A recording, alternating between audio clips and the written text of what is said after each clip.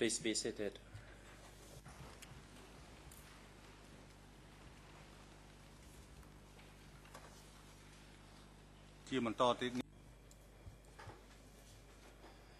The chamber now hears the responses from the submissions of Nuon Chea defense in relation to an expert on the topic of armed conflict. On the 15th of August 2016, the trial chamber, through its senior legal officer, informed the parties that the chamber decides to remove expert 2 TCE 83 from the list of experts who are to testify, since this expert is unavailable to come and testify in this court. On 16 August 2016, the chamber received an email from the defense team for Nuon Chea to make an oral submission on this issue. The chamber would like to clarify that at this juncture, the chamber has not yet decided whether it opts to select another expert to replace this expert. And since we have some time today, the chamber allowed the Nuon Chea's defense to make that submission. At the same time, the chamber wishes to hear positions from parties, whether they deems the armed conflict that occurred between 75 to 79 was a domestic conflict or was it an international conflict. And I'd like now to hand the floor to the defense team for Nuon Chea. You may proceed. Thank you, Mr. President. In response to the very last question, I could have submissions for about 2.5 weeks in a row, but I will not do that. I will revisit indeed our email from yesterday, or rather this morning, and the email from the senior legal officer yesterday. As the Chamber is aware, the segment which is called the nature of the armed conflict is for the Nuon Chea defense team the most important segment. So the appearance of TCE 83 was very important indeed for the Nuon Chea defense team. So the email yesterday was received with great regret, but has also evoked some questions, because I have in front of me an email from the senior legal officer of Thursday, 30 June, in which he talks about this particular expert. I'm not quite sure whether I should keep, by the way, calling him TCE 83. It doesn't really make sense. He has testified for 2 days or 1.5 days in the trial against Duik on the matter of armed conflict. So, with your permission, Mr. President, I see you nod. And counsel, please use the assigned pseudonym. Okay, fine. I was talking about the email of the senior legal officer of 30 June, in which it says, and I quote, Wesu has already contacted the expert who indicated his availability. Now it seems he has other obligations, teaching obligations, it's my understanding. Has the chamber considered asking this expert, for instance, to testify through video link? Is there any other way that we can persuade him somehow to come to testify? That is a question that I would like to raise today as well. If there is no alternative yet, and if he really doesn't want to testify, should we... I don't think it's an issue of not wanting in this case. I think it's really an issue of time, because you said, should he not want to testify? Okay. Well, if it is a matter of time, can we search for alternatives? Because it's difficult to imagine that he's teaching from Monday to Friday, and if we can somehow offer him a video link testimony, would he then be willing to testify? Maybe even in exceptional circumstance on a Saturday, if that's necessary. All this is to indicate to the Chamber that this particular expert is very important to the Nuentji defense team.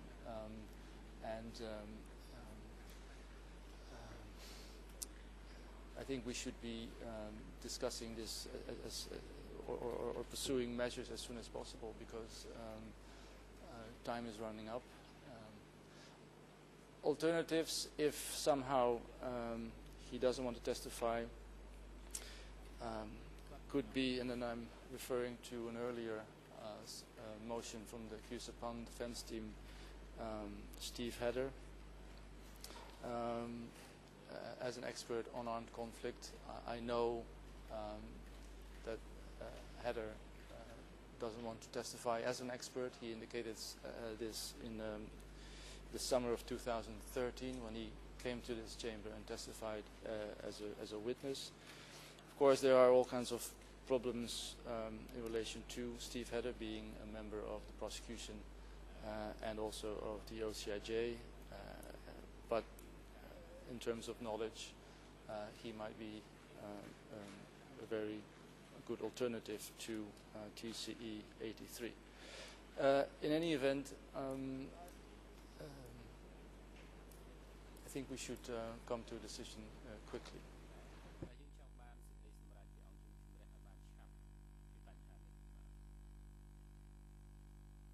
Can I just ask a question? Understand the video link thing, that's a technical issue. But when you mentioned Steve Hedder as an alternative, I guess we agree that an expert is not a mandatory requirement for any part. Well, the issue, I suppose the main issue is the question how we should view the international armed conflict between DK and Vietnam. Of course, I know what the trial chamber has ruled in Duik. I know what the closing order says. The Nuentji defense team doesn't agree with the way the armed conflict is described for various reasons. One of the most important reasons would be that the armed conflict was not mainly because of border troubles between DK and Vietnam, but was because of Vietnam's ambitions as to DK, Laos, etc. It's a much wider, much more geopolitical issue that is at stake here, and an expert, be it TCE 83, be it Hedder, be it Morris, or be it anyone else, would allow the defense to prove the position, prove its case that the internal armed conflict, which was also going on, was closely tied to the international armed conflict. And the international armed conflict wasn't, as I said, about border incursions or Vietnam seeking revenge for incursions of DK troops into Vietnam. It was all tied to the attempted coup d'etats with Vietnam's involvement. That was what the conflict was all about. And as opposed to what expert Becker has said here, the conflict had only the border collusions had only marginal impact or influence on the actual armed conflict.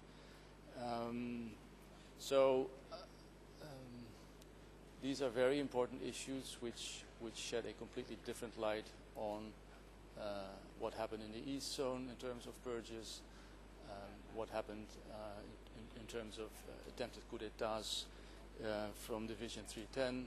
All is connected, and we believe that these issues are incredibly important to understand fully the nature of the international armed conflict. Of course, there's also the question, when did the international armed conflict start? The Chamber has... Sorry, Councillor, for interrupting. I understand that these are all very important things that the Chamber will have to make findings on. My question is now, how does a specific expert, and in this case Steve Hedder, help the Chamber, or what makes you think that Steve Hedder, and that's the only one you have named so far, can help us with finding facts that are relevant to what you just said? Because I have the feeling it's a bit like we need an expert for that. Any expert will do, and that's not concrete enough. Well, that actually touches upon one of the most fundamental issues in this trial. We are not able to do our own research. We're not able to do our own investigation. We cannot go to... You can read books. I mean, I would understand if you tell me that's the book this person whom I want as an expert has authored. That's why I think he knows. Yeah, but we can all read. We could all read Locar's book, although that's not. Never mind. We can read Hinton's book. But Hinton is coming to testify on behalf of the prosecution. Osman is coming to testify as an expert on behalf of the prosecution. Locar is, as I said. Other people are coming. We haven't heard any expert so far that is coming solely on behalf of the defense. We are trying to convince the Chamber, we are trying to show the Cambodian public as to what the true nature is of the armed conflict. And we can read books, we have read books, and we will certainly quote books. But for instance, the trial chamber is very difficult to convince about the existence of a meeting of the Central Committee of the Vietnamese Communist Party in February 1978. That is an important issue, and an expert with questions can shed further light on this. Not any expert. You are trying to avoid, or I am not making myself understood, that could be. What I'm trying to find out is, you're asking at the moment for Steve Hedder. I don't know whom else you have in mind, so I can only ask in connection with Steve Hedder. What makes you think that Steve Hedder can shed light on the facts that are relevant for all the issues you have just mentioned? Well, for starters, Hedder has interviewed the key players in the rebellion in the East Zone. He has interviewed Hun Sen, Heng Samrin, Hem Samin, Chia Sim, Mat Lee, all the relevant players who became members of the Standing Committee of the PRK in early '79. He has written extensively about the Vietnamese communist influence on the CPK. Hedder has published on the differences between views on what happened in the East Zone. There's this famous dispute with Kieran on this. So there are many, many issues that Hedder can testify to. That's all I want. A clear justification for a request. Well, I thought that would be obvious, that Hedder was the leading expert on DK. I have also mentioned, not to forget, Morris. Morris wrote in 1999 an important book. I believe it's titled "Why Did Vietnam Invade Cambodia?"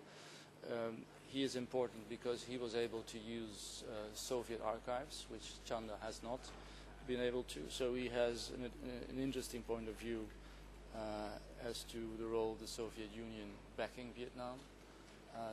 We have indicated him as an expert on the nature of the armed conflict as well.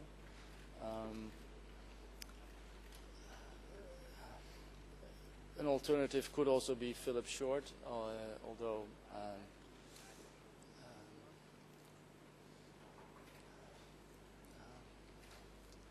but we believe in court at a hearing the opportunity to be able to prove the points that we have, and certainly we will write it all down in our closing briefing, and we will discuss it all in our closing submissions. But we feel there is still a lot of work to be done during this trial, trying to explain the true nature of the armed conflict.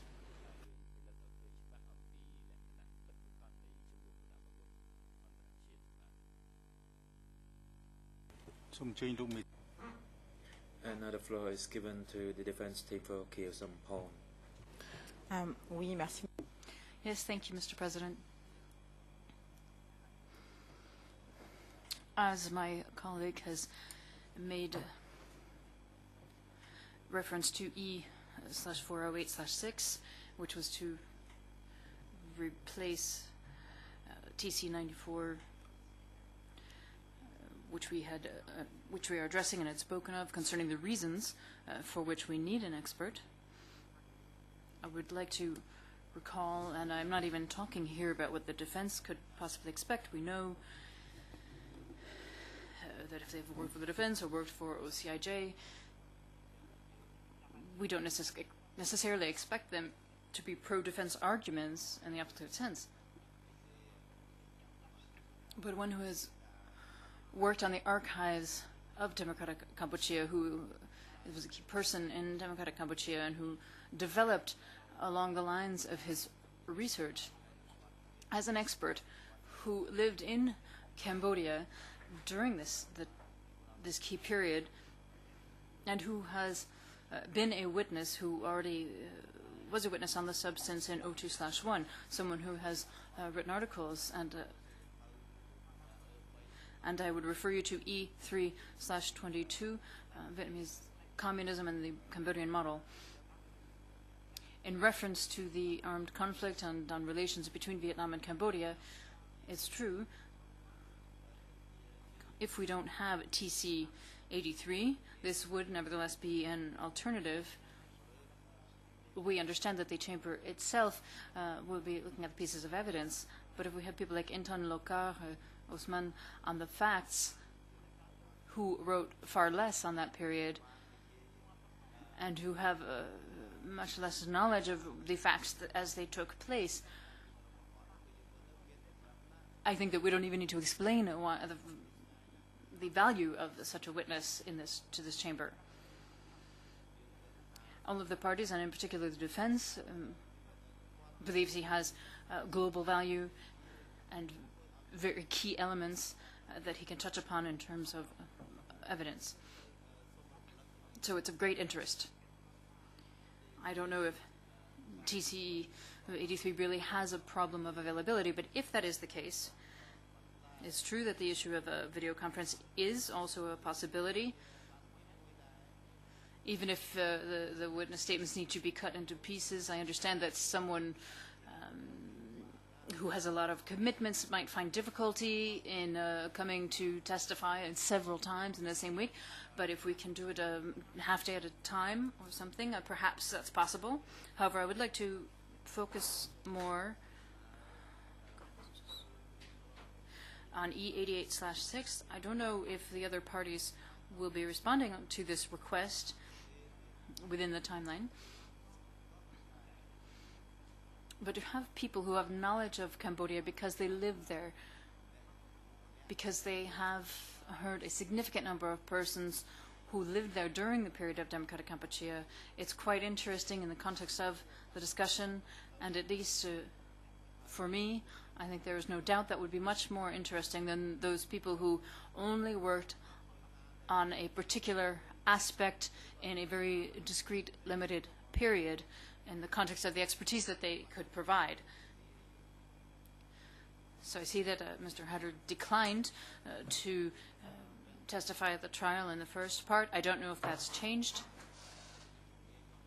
I would like to recall what we had put in our list of witnesses at the beginning and what we put in our request, E88/6. And Judge Laverne spoke also of a very wise witness with much knowledge, and in the context of the questioning of the first trial, when a person has a certain expertise, a certain knowledge of the facts or a certain history, even if this person does not want to testify as a witness because the word witness poses a problem for that person, the mass of writings and research carried out over a period gives him a vision which should enable the parties to be able to question him in a broader context than an average witness. So as some kind of a knowledgeable witness, if they don't want to be an expert, seems to be useful to me. So I will conclude by saying that we would like to emphasize our request E88/6, but I don't think the question here is if the Chamber can, in and of itself, and must, because it must determine what it understands by the facts and crimes that the accused are accused of, but to be able to question a person who has worked on much more than any other expert has and who can testify in 02/2, this would be very useful and of great interest to the discussion, because in an adversarial discussion, it's important to put forward the points of view such as these. Thank you.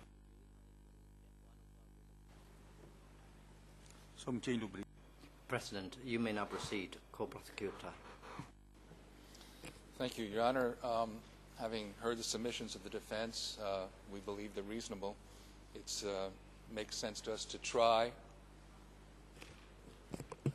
I see that there's not a French interpretation. Je suis désolé, mais nous n'avons pas de... I apologize, but we don't have any French interpretation. Let me begin again. Not yet. Is the French translation now available?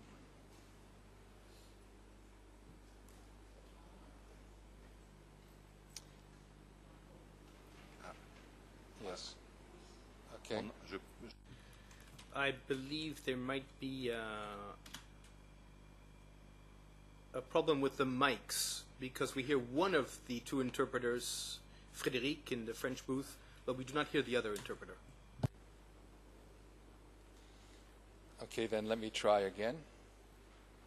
Do we now hear the French interpretation? I see the mic is on.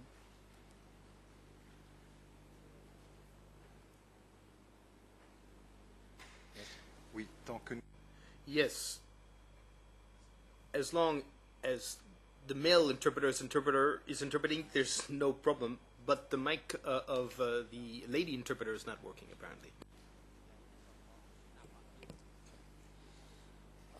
Your Honors, we think the request to find out if the witness would testify by video link is reasonable, and we have no problem with that. We think his testimony would add to the case. We don't question his expertise nor the other names mentioned. I agree Stephen Heder is extremely knowledgeable and can help us all to understand the facts better, as is on specific issues Stephen Morris, specifically because he wrote this book, Why Vietnam Invaded Cambodia. So I think the Chamber should make some effort to accommodate the defense and see if we can get one or more of these witnesses to testify.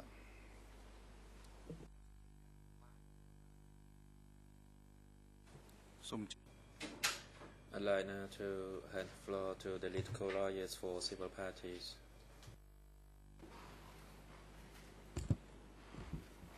Merci. Thank you, Mr. President. No obstacles, of course, to have the Chamber return to the expert TCE 83 in order to see if it's possible to establish a video link with him. We have no problem with that. Now, regarding the proposal made by the Queue Sans Pont defense and relayed by the Nguyen Che defense, that is to say, have Steve Heder as an expert, as an alternate expert, we will then rely on the Chamber's wisdom, as we do customarily, and we note that Mr. Heder did testify in case 1 on the elements beyond his personal knowledge of the facts as a witness of the evacuation of Phnom Penh, because I believe, having read the transcripts, that he answered many, many questions regarding the administrative structures of the CPK. So we will rely, therefore, on the Chamber's wisdom in that regard.